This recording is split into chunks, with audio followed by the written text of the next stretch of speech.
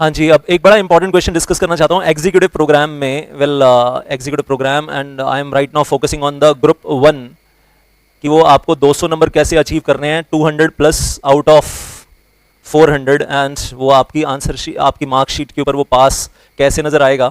आपको कुछ एग्जाम्पल दिखाने जा रहा हूँ, लाइव एग्जाम्पल उन मार्कशीट्स के जो इस बार अभी हाल से 25 अगस्त 2022 को मेरे पास मार्कशीट्स आई हैं, तो आपको समझ में आ जाएगा कि वेल क्या होता रहा है। तो अगर आपको 25-30 मार्कशीट सामने दिख जाएं और उसका एनालिसिस दिख जाए तो आपको अपनी स्ट्रैटेजी बनाने में आसानी हो जाएगी कि 200 प्लस टच कैसे करना है।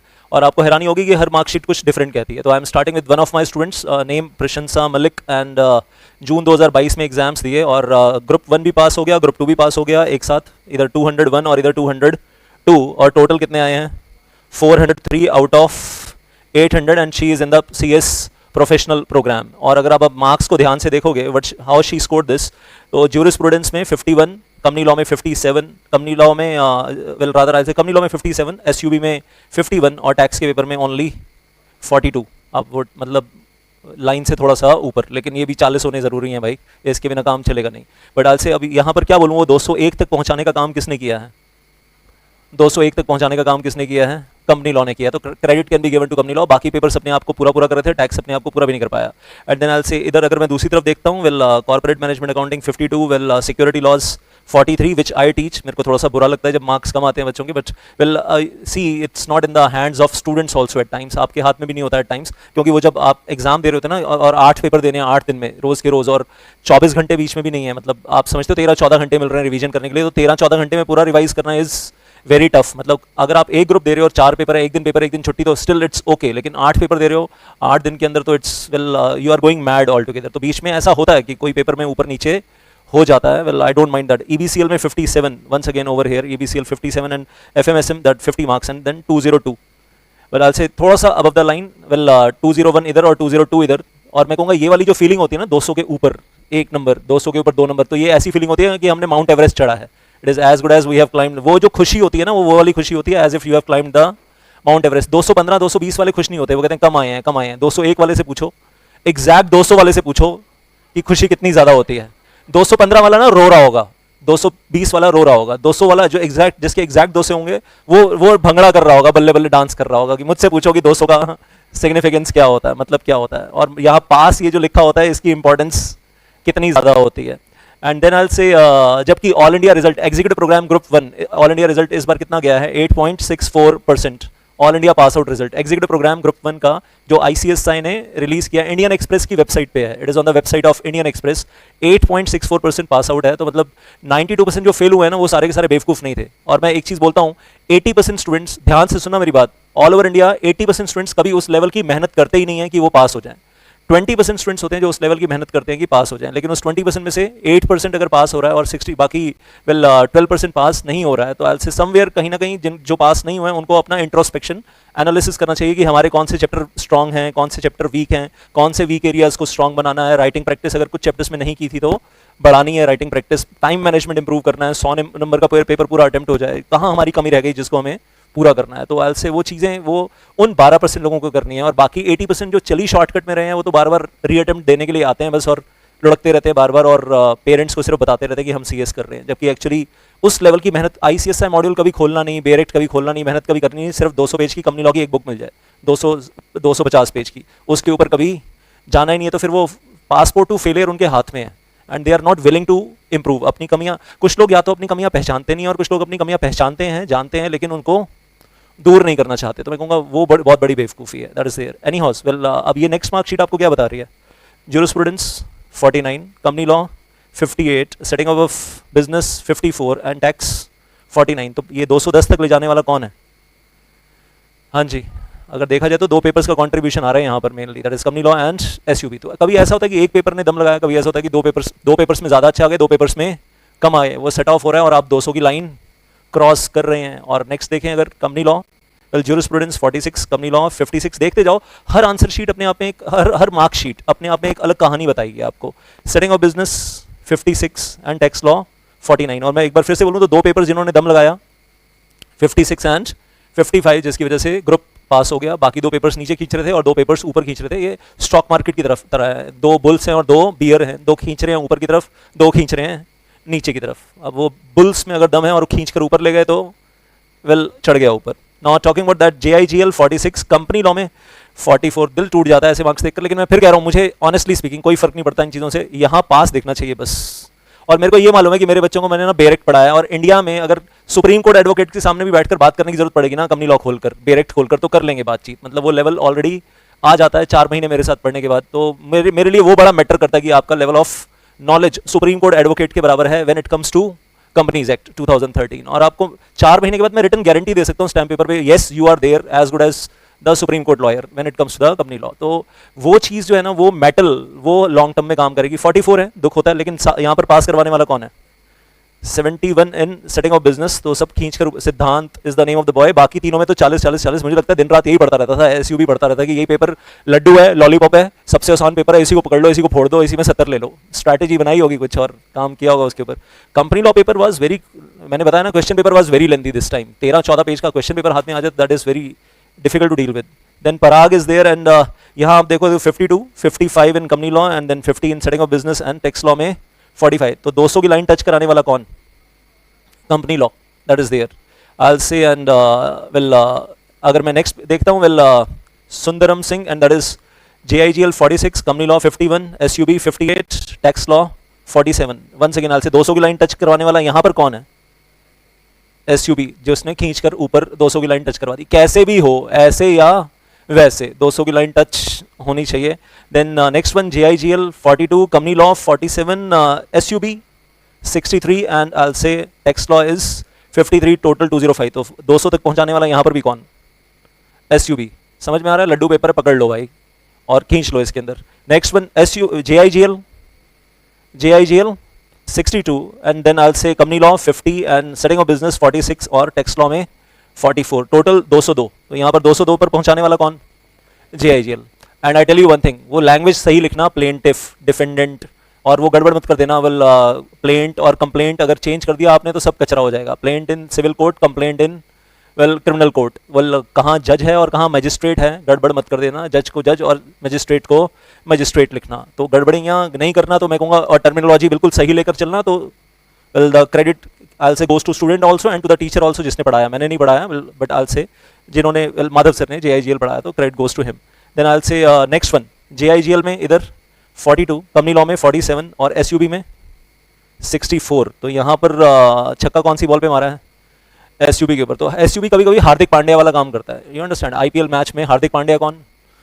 यहाँ पर SUB, जहाँ वो हार्दिक पांड्या वो चौके छक्के मारते हैं लास्ट ओवर में आकर, तो यहाँ पर हो सकता है, that is there. Well tax में भी ठीक ठाक है, तो टोटल गोज टू 206, लेकिन 206 टच करवाने वाला कौन? That is SUB। और SUB में 50 होते तो कहानी खत्म। और नीचे में देखूं तो यहाँ पर वेल मार्क्स अच्छे आए हुए हैं, well that is 56, but security law में बिल्कुल लाइन पे पास। देन आई से ये कहते हैं भगवान जी का हाथ है इसमें, यहाँ पर व्हेन इट कम्स टू 40, ऐसे बोलते हैं ना, ये तो भगवान जी का हाथ है। 39 हो जाते तो सब गड़बड़। देन आई से, और इधर 65, तो प्रैक्टिकल पेपर्स में अच्छा है। अच्छा, इस बार एग्जीक्यूटिव प्रोग्राम ग्रुप 2 का ऑल इंडिया रिजल्ट आया 18.7%। Executive programme group 2 all India result 18.7%, group 1 का 8.64%। तो दिस इज द कंपैरिजन। और शायद इसलिए भी है कि जो CS ईट से पास होकर बच्चे गलती से पहुंच जाते हैं, मतलब एग्जीक्यूटिव में, और जब यहाँ पहुंचते हैं तो पहली छटनी जो होती है वो एग्जीक्यूटिव प्रोग्राम ग्रुप 1 में छटनी हो चुकी होती है, और छटनी भी हो चुकी होती है और चटनी भी बन चुकी होती है अच्छे से। और जो फिर यहाँ से फिल्टर होकर निकलते हैं और एग्जीक्यूटिव प्रोग्राम ग्रुप 2 में आते हैं, तो उनका लेवल ऑफ मैच्योरिटी बढ़ चुका होता है। और जब लेवल ऑफ मैच्योरिटी बढ़ चुका होता है और फिर एग्जाम देते हैं तो पास परसेंटेज इसलिए भी थोड़ा सा ज़्यादा होता है। और यहाँ एग्जीक्यूटिव प्रोग्राम ग्रुप 2 में well number of students who are appearing in exam वो कम होते हैं, लेकिन परसेंटेज में पास होने वाले ज़्यादा होते हैं। और लुढ़कने वाले भी हैं, वेल मैं कहूँगा CS ईट से जो डायरेक्टली ग्रुप 2 में आते हैं और लुढ़क जाते हैं, ऐसे भी बहुत सारे हैं। और जो मैं बिल्कुल मना करता हूँ कि CS ईट के बाद डायरेक्टली ग्रुप 2 में नहीं आना चाहिए। इधर अगर आप देखोगे ज्यूरिस्प्रूडेंस पहली एग्जाम था, तो मतलब JIGL में तो 60+ ही रहे होंगे, 60 या 60 से ज़्यादा। अब कंपनी लॉ में 58, SUB में 57, टैक्स में 47, टोटल 162। अब ये मार्कशीट क्या समझा रही है? जब किसी के 60+ किसी मार्क्स एग्जाम में आए थे और एक अटेम्प्ट दिया था और वो फेल हो गया था, लेकिन JIGL में 60 आए थे, 60+, अगली बार वहाँ पर इंस्टीट्यूट क्या लिख देता है? एग्जाम्शन लिख देता है। और इस एग्जाम्शन की वैल्यू क्या मान ली जाती है, क्या प्रिज्यूम कर ली जाती है? 50 प्रिज्यूम कर ली जाती है। अब आपको बाकी तीनों पेपर में टोटल कितना स्कोर करना होता है? 150 या 150+ स्कोर करना होता है, तो आपका ग्रुप पास। मतलब इंडिविजुअली 40 और well that is total 150 is required, तो आपका ग्रुप निकल गया। और यहाँ तो मैं देख रहा हूँ कि स्टूडेंट 9 नंबर हैं और ये एब्सेंट है, तो मतलब ये दिख रहा है कि फोकस किधर किया होगा, फोकस कहाँ किया है, ग्रुप 1 के ऊपर। बीच में हालांकि फॉर्मेलिटी के लिए 2 बार एग्जाम देने के लिए गए, लेकिन समझ में आ गया कि हो तो रहा नहीं है, तो फिर एक काम करो, फिर बाकी 2 पेपर में तो एब्सेंट ही हो जाओ, बेटर है कि फोकस करो वापस ग्रुप 1 पे जिसमें मेहनत की हुई है, साथ साथ ट्राई जरूर किया होगा। Next one, Neha Vats and JIGL, she got 59, company law 52, well SUB 51 and tax में 40। पास करवाने वाला सब्जेक्ट कौन सा है यहाँ पर, 200 टच करवाने वाला कौन सा है, JIGL। Then I will say next one, JIGL 59, well Kashish JIGL 59, company law में दिख रहा है लाइन पे भगवान का हाथ, 40 वाले भी होते हैं कंपनी लॉ में, 40। देन SUB 52 एंड टैक्स में 56। तो मैं कहूँगा यहाँ पर एक पेपर ने बिल्कुल नीचे खींच दिया था सब कुछ, and that was company law. संभालने वाले 2 पेपर फिर भी, बाकी तीनों ने तो मिलकर संभाला ही है, कुछ ना कुछ प्लस करके दिया है, लेकिन सबसे ज़्यादा संभाला किसने, तो क्या 2 पेपर भी ऐसा होता है कि 2 पेपर ऊपर संभाल रहे हैं, that is what is happening. और नीचे जो यहाँ दिख रहा है 2 पेपर एग्जाम्ट हैं, और इधर अच्छा काम क्या हो गया, 50 और 52, तो टोटल कितना हो गया 102। तो 6 पेपर दिए होंगे, 6 पेपर दिए होंगे और 6 पेपर पास किए, और दोनों ग्रुप्स पास, तो entering into the professional programme, well that is what is happening. Next one, JIGL 62, company law 51, SUB में भगवान का हाथ, जहाँ SUB कितनों को पास करवा रहा था, यहाँ SUB खुद पास होने के लाले पड़े हुए हैं इस वेल मार्कशीट में। और देन टैक्स इज 55, लेकिन अगर मैं देखूँ तो यहाँ पर सबसे ज़्यादा क्रेडिट किसको जा रहा है, JIGL को, द मैक्सिमम क्रेडिट गोज। अगर JIGL में 50 होते यहाँ, तो यहाँ 200 नहीं होते। I hope getting that over here. And then next one, JIGL पहले किसी का एग्जाम हुआ था यहाँ पर already, and this is Shimangi over here, 60+ in JIGL already. And then I will say company law में 47, SUB 55 और टैक्स 48। तो बॉर्डर लाइन 150, इसको कहते हैं वाओ वाली फीलिंग, इसको बोलते हैं वाओ वाली फीलिंग। और ये वाओ लाकर किसने दिया, ये वाओ मोमोज नहीं है, एकदम सोचो वाओ मोमोज की बात हो रही है, ये वाओ किसने लाकर दिया है, SUB ने लाकर दिया। तो SUB किसी को बचा भी सकता है और किसी को बॉर्डर लाइन तक भी ले जा सकता है, और मैं बोल रहा हूँ लॉलीपॉप तो है। और यहाँ पर डुबाने वाला पेपर कौन सा हुआ है, 34। और ये बताओ, ये 2 पहले एग्जाम थे, अब ये भी एग्जाम हो गया, अब एक पेपर बचा सिर्फ, जिसके चक्कर में 6 महीने, और 6 महीने नहीं, अब तो 3-4 महीने बचे, वो और लगाने पड़ेंगे, नहीं तो प्रोफेशनल प्रोग्राम में एंट्री थी। मतलब ये तो ऐसा लग रहा है धीरे धीरे गाड़ी चल रही है, और it's a legend in making, इसको कहते हैं लीजेंडरी पर्सनैलिटी निकल कर आने वाली है आने वाले टाइम में। And then I will say Gajendra over here, well 47, 52, 48, 57 and 204। तो यहाँ 2 पेपर 50 के नीचे और 2 पेपर 50 के ऊपर, जिनको श्रेय जाता है 204 तक ले जाने का। देन आई विल से, और यहाँ JIGL 53 और SUB 50, बाकी दोनों एग्जाम्ड, और इधर 51 और 47, 98, लेकिन 98 से भी पास हो गए हैं, पास और पास कैसे पास हो गए हैं, 103 और 103 प्लस 98, ये दोनों मिलाकर कितने हो गए हैं, 201। ये तो क्लासिक मार्कशीट है, अपने आप में क्लासिक मार्कशीट है। पहले 2 पेपर इधर एग्जाम थे, 2 पेपर इधर एग्जाम थे, मतलब भगवान जी ने भी बोला कि बेटा एक बार ही निकालेंगे तेरे को। तो पहले 8 पेपर दिए थे, और 8 पेपर दिए थे तो 4 निकल गए थे, 2 एक ग्रुप के। और सोच के देखो, एग्जाम्शन मतलब इन सारे पेपर्स में 60+ है, इन सारे पेपर्स में 60+ है इन सारे के सारे पेपर्स में, लेकिन उनका फायदा कोई नहीं हो रहा, क्रेडिट कोई नहीं मिल रहा। अब आपको फिर से दम लगाकर पास करना है। एंड आई विल से, और यहाँ पर इधर अगर मैं बोलता हूँ 53 हैं, जिसकी वजह से 103 हैं, 53 की वजह से 103 हैं, और इसी का क्रेडिट यहाँ पर भी मिल रहा है, 3 नंबर, तो 98 + 3, और वैसे तो 2 की रिक्वायरमेंट है, 3 ऐड कर दोगे तो 101 हो जाएंगे, तो हो गया अपना, निकल गया पास, जो सरप्लस 3 उधर का आ रहा है। I hope that is how set of fundas are there. See, हर मार्कशीट एक कहानी सुनाती है।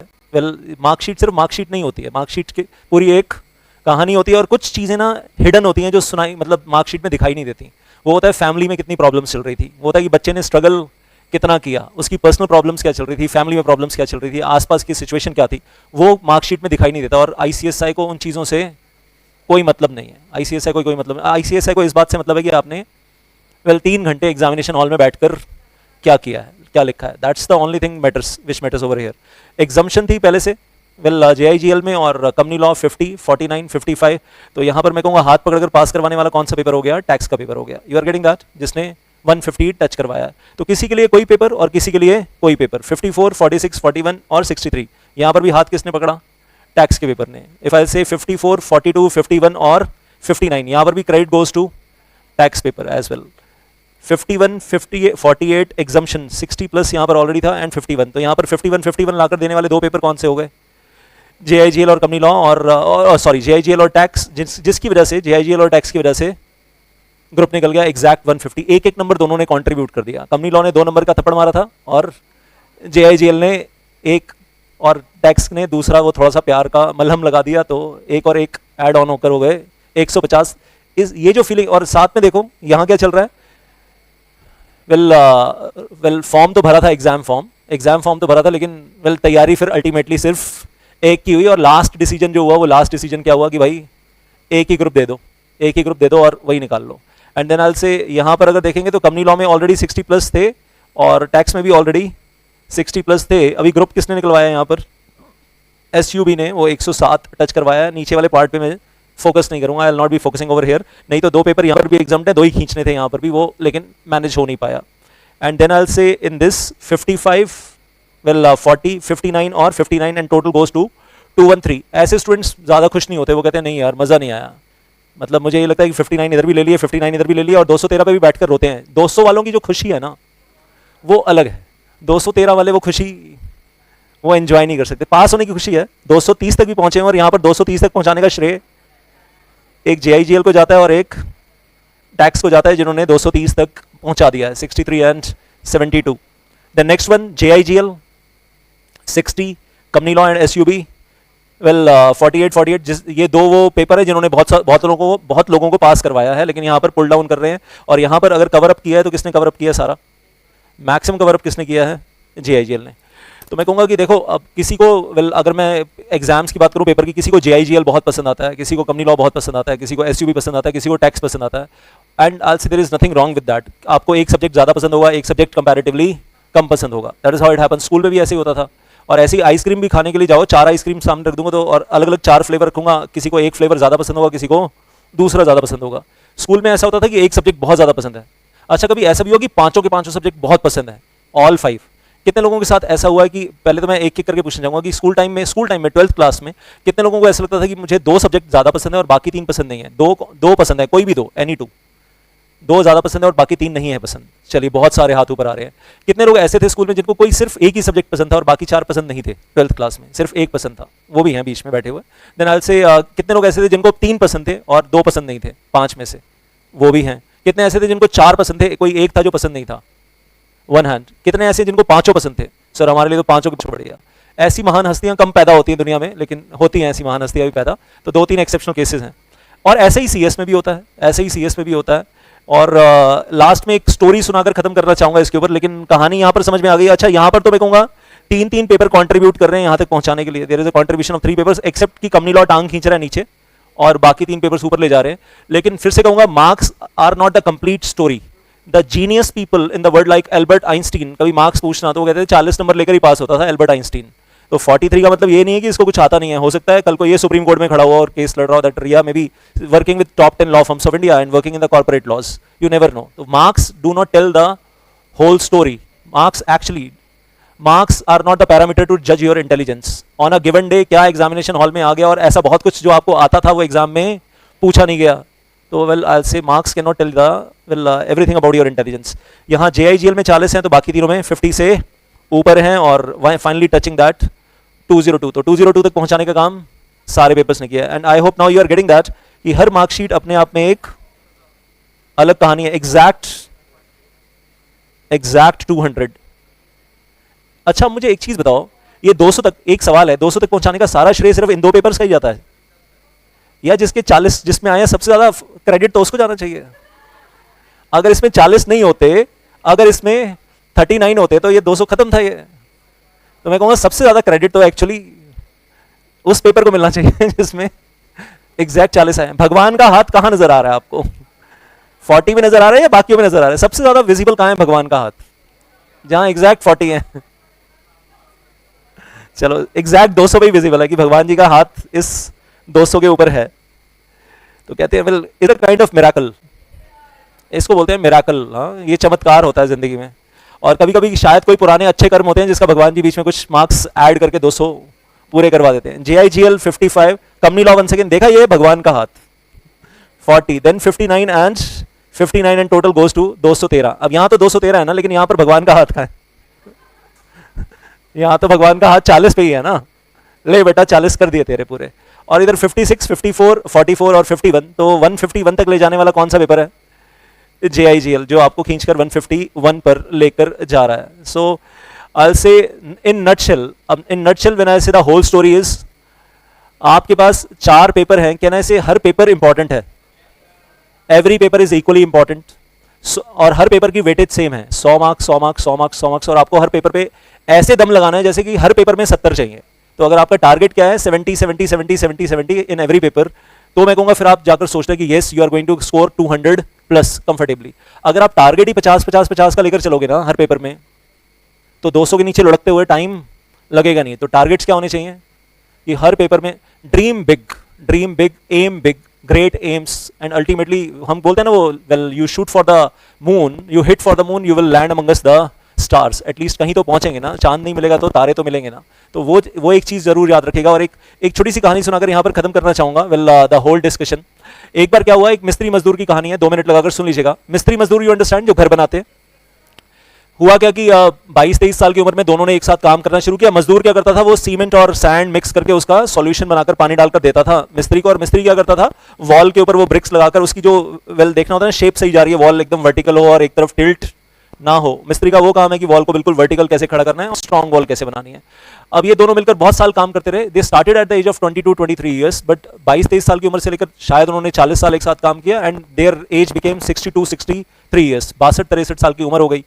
अब ऐसे में वो जो मजदूर था उसने कहा कि मैं रिटायर होना चाहता हूं, मैं थक गया हूं और मैं कल से काम पे नहीं आऊंगा। उसने अपने मिस्त्री को बोला कि मैं कल से काम पे नहीं आऊंगा। तो मिस्त्री ने कहा यार ये तो बड़ा झटका दे रहा है, तू शौक दे रहा है, हमने 40 साल एक साथ काम किया और तू कह रहा है मैं आज से अभी से रिटायर हो रहा हूं और कल से काम पे नहीं आऊंगा। तो मिस्त्री ने बोला कि ऐसे धोखा मत दे यार, ऐसे झटका मत दे, मैंने तेरे मतलब क्योंकि तेरा मेरे साथ साथ बना हुआ है और वो कॉन्फिडेंस है, इस चक्कर में मैंने अभी अभी एक नया कॉन्ट्रैक्ट लिया, एक छोटा सा घर बनाना है और किसी से मैंने कॉन्ट्रैक्ट ले लिया है ऑलरेडी, वो कॉन्ट्रैक्ट पूरा करवा दे, 6 महीने का काम और है तो वो करवा दे और फिर तू छुट्टी ले लेना प्लीज। तो मजदूर मान गया कि ठीक है हम 6 महीने और काम करते हैं, और मजदूर 6 महीने और काम करने के लिए मान गया। तो 6 महीने और काम किया। फिर वो जो एक घर बनाया जा रहा था, अब उस घर को बनाते हुए 6 महीने में मजदूर ने बेमने से काम किया, और बेमने से काम करने का मतलब रेत ज्यादा डाली, सीमेंट कम डाला, और सॉल्यूशन में जान नहीं है जो सॉल्यूशन बनाया जा रहा है। मिस्त्री को नहीं मालूम कि मजदूर जो है वो गड़बड़ी कर रहा है और मजदूर जो है वो सॉल्यूशन ठीक से नहीं बना रहा है। अब घर बन रहा है और घर मिस्त्री अपना पूरा उसके ऊपर डेडिकेशन से काम कर रहा है और ऊपर से प्लास्टर करना है, बहुत बढ़िया कर रहा है, और उसकी शेपिंग करनी है, शेप्स बहुत अच्छी दे रहा है। लेकिन प्रॉब्लम क्या है कि उसके अंदर जान है नहीं। और जान क्यों नहीं है? क्योंकि मजदूर बेमने से काम कर रहा है और सॉल्यूशन ठीक से नहीं बना रहा है। अब क्या होता है, वो 6 महीने के बाद घर बनकर तैयार हो जाता है, और जब beautiful house, not very big but well okay size house and a very beautiful house, तो मजदूर बोलता है कि देख आज ये घर पूरा हो गया, अब मेरी छुट्टी, टाटा बाय बाय, अब मैं चला। तो मिस्त्री उसको कहता है कि नहीं यार, एक दिन के लिए और आजा, इस मकान का जो मालिक है उसने ना कल इस घर का इनॉग्रेशन का वो हवन वगैरह रखा है, उसने हम दोनों को बुलाया है, तो बस वो हवन के लिए आना है, उसके बाद चले जाना। तो मजदूर ने कहा कि ठीक है कल आ जाऊंगा। अगले दिन जब पहुंचे वहां पर, तो वो घर के बाहर रेड कलर का रिबन बंधा हुआ था और वो रिबन कटना था, यू नो दैट, वेल वो होना था। तो जब वहां पर सब लोग खड़े थे, वो मिस्त्री मजदूर और लोग भी खड़े हुए थे, तो अब ये है कि रिबन कटना है। तो मिस्त्री ने क्या किया, वो थाली के अंदर सीजर वगैरह और सब सजाकर, आरती वगैरह का सामान सजाकर मजदूर के आगे कर दिया कि ये सीजर उठा और ये रिबन काट, ये घर मेरी तरफ से तेरे को गिफ्ट है, ये घर मेरी तरफ से तेरे को गिफ्ट है। अब सबसे ज्यादा शॉक्ड कौन है? मजदूर। क्यों? उसको ये मालूम है कि घर बाहर से देखने में खूबसूरत बहुत है, लेकिन घर में जान नहीं है, क्योंकि मैंने बीच में सॉल्यूशन बनाते हुए गड़बड़ की थी और मैंने रेत ज्यादा डाली थी और सीमेंट कम डाला था, और एक बार अर्थक्वेक आया, भूकंप आया, तो ये खत्म, और इसके अंदर रहने वाले भी खत्म। अब सारी जिंदगी घर बहुत अच्छे से बनाए और सॉल्यूशन बहुत अच्छे से बनाया और घर बहुत स्ट्रांग बनाए सारे, कोई फायदा उसका? दूसरों के लिए घर बनाए, बहुत अच्छे बनाए, और अपना बनाया, उसी में गड़बड़ हो गई। What is the lesson from this story? What is the lesson? पहला लेसन तो ये है कि अगर आपके पास यहाँ 4 घर नहीं है, आपके पास यहाँ 4 पेपर हैं, और आपको हर घर स्ट्रांग बनाना है, आपको हर घर स्ट्रांग बनाना है। अगर आप एक घर स्ट्रांग बना रहे हो और दूसरा घर वीक बना रहे हो, तो वो खत्म हो जाएगा, वो खत्म हो जाएगा। तो आपके लिए 4 पेपर है, आपको चारों पेपर्स पे इक्वल दम लगाना है, मेहनत करनी है, और जो पेपर ज्यादा टफ लग रहा है ना, उसके ऊपर मेहनत ज्यादा करनी है। That is there. बाकी हर किसी का, मैं फिर से कहूंगा, अपना अपना गेम प्लान होता है, और वो स्कूल टाइम से ठीक है, हम हमेशा से जानते हैं कि कुछ पेपर ज्यादा फेवरेट है, कुछ कम फेवरेट है, कुछ दिल के ज्यादा करीब होते हैं, कुछ दिल के कम करीब होते हैं, लेकिन मेहनत तो सब पे करनी है। ऐसा तो नहीं है ना कि जिसपे जो दिल के करीब नहीं है उस पर हम मेहनत करेंगे नहीं, तो वो फिर घर गिर जाएगा। और आपको तो मार्कशीट में क्या चाहिए? चारों पेपर पास चाहिए। तो द फर्स्ट लेसन आपके लिए, जो मजदूर ने गड़बड़ की कि पहला घर, दूसरा घर, तीसरा घर स्ट्रांग बनाया और चौथा घर गड़बड़ कर दिया, वो गलती आपको नहीं करनी है। और दूसरा लेसन यहाँ पर हमेशा याद रखना, जिंदगी में ऐसा होता है बहुत लोगों के साथ, जब हम किसी कंपनी में जॉब करते हैं ना, जब हम किसी के अंडर काम कर रहे होते हैं और ऊपर से बॉस डंडा मार मार काम करवा रहा होता है, रिपोर्टिंग ले रहा होता है, तो हम सुबह 9 बजे पहुंच जाते हैं, रात को 12 बजे तक काम कर रहे होते हैं और बहुत मेहनत से काम कर रहे होते हैं और हमारी वो परफॉर्मेंस अप्रेजल हो रही होती है और फिर हमें लगता है कि हमें जॉब से निकाला ना जाए और वो डर भी होता है और हमें प्रमोशन भी चाहिए, हमें सैलरी में इंक्रीमेंट भी चाहिए, तो हम बहुत मेहनत कर रहे होते हैं। अगर आपको जॉब नहीं करनी हो, अपना खुद का काम करना हो, पर्सनल अपना खुद का काम करना हो, आपके ऊपर कोई बॉस नहीं है, तो क्या आप उतना डेडिकेशन के साथ काम करोगे कि सुबह 9 बजे पहुंच के और रात को 12 बजे तक काम में लगे हुए हैं? बहुत सारे लोग नहीं करते हैं। जब अपने लिए काम करने की बारी आती है ना, तब नहीं करते हैं, जबकि होना उल्टा चाहिए। जब दूसरों के लिए काम करो, चाहे उसमें चोरी कर लो, लेकिन जब अपने लिए खुद का काम करो तो उसमें डबल मेहनत करो, ट्रिपल मेहनत करो, क्योंकि वो आप अपने लिए कर रहे हो, खुद के लिए कर रहे हो और उसका सारा फायदा आपको खुद को मिलना है। और ये स्टूडेंट लाइफ में गड़बड़ होती है, जब अपने लिए पढ़ाई करनी है तो मेहनत नहीं हो पा रही है, जब अपने जब गर्लफ्रेंड को पढ़ाना है तो पूरी मेहनत हो रही है और वो पास हो गई, वो क्वालिफाई हो गई, उसकी शादी हो गई, उसके बच्चे आकर अब लड़के को मामा मामा बुला रहे हैं, तो ठीक है वहाँ पर, but I will say that happens. फिर लड़का याद करता रहता है कि मेहनत तो मैंने ज़्यादा की थी, पढ़ाई तो मैंने ज़्यादा की थी, मैंने रिविजन तो मैंने ज़्यादा की थी और मैं ही फेल हो गया। तो भाई तूने अपनी राइटिंग प्रैक्टिस के ऊपर काम किया ही नहीं, तू जिसको पढ़ाता रहा वो राइटिंग प्रैक्टिस भी करती रही और वो पास भी होकर निकल गई। That happens. सो मैंने तो ऐसे केसेस प्रैक्टिकली अपनी आंखों के सामने देखे हैं। फिर वो लड़की और वो लड़का और लड़की दोनों, क्योंकि मेरी स्टूडेंट्स थे और एट टाइम्स मेरे पास आए सॉल्यूशन ढूंढने के लिए, तो मैंने कहा मैं क्या कर सकता हूँ भाई। वो लड़की बोल रही है मेरे पेरेंट्स की तरफ से सर प्रेशर बहुत ज़्यादा है and they have found a very good boy, B Tech है और इंजीनियर है और ये लड़का तो पास होकर तैयार ही नहीं है, मैं क्या करूँ। तो हो गए इसको लुढ़कते लुढ़कते। तो यार मैंने कहा मैं तुम्हारे पेरेंट्स को समझाने के लिए तुम्हारे घर तो रहना चलूंगा तुम्हारे साथ कि भाई वेल ये लड़के का फ्यूचर बर्बाद हो जाएगा, ये सुसाइड कर लेगा। मतलब लड़कों को मैं स्पेशली बोलता हूँ कृपया सावधान रहें और ये इमोशंस में बहकर वेल गड़बड़ी ना करें। और अच्छा ये लगता है, ऐसे केसेस भी देखे हैं मैंने जहां पर दोनों, that boy and the girl, they study together, they passed together, they got the degree together. और आज लड़की एक लॉ फर्म में काम कर रही है, लड़का एक प्रैक्टिसिंग सीएस है और लॉ फर्म से वो काम आउटसोर्स करके अपने हस्बैंड को दे रही है। अब शादी भी हो गई है और आउटसोर्स करके प्रैक्टिसिंग सीएस को दे रही है, तो घर बैठ के कमा, मैं ऑफिस जाकर काम लेकर आती हूँ। तो वो वाले केसेस भी मेरी आंखों के सामने हैं जो एक साथ पास भी हुए हैं, क्वालिफाई भी हुए हैं। तो वेल हर किसी को अपनी पढ़ाई के ऊपर फोकस जरूर करना चाहिए, 100 बातों की एक बात। Thank you so much. अब पढ़ाई शुरू करें।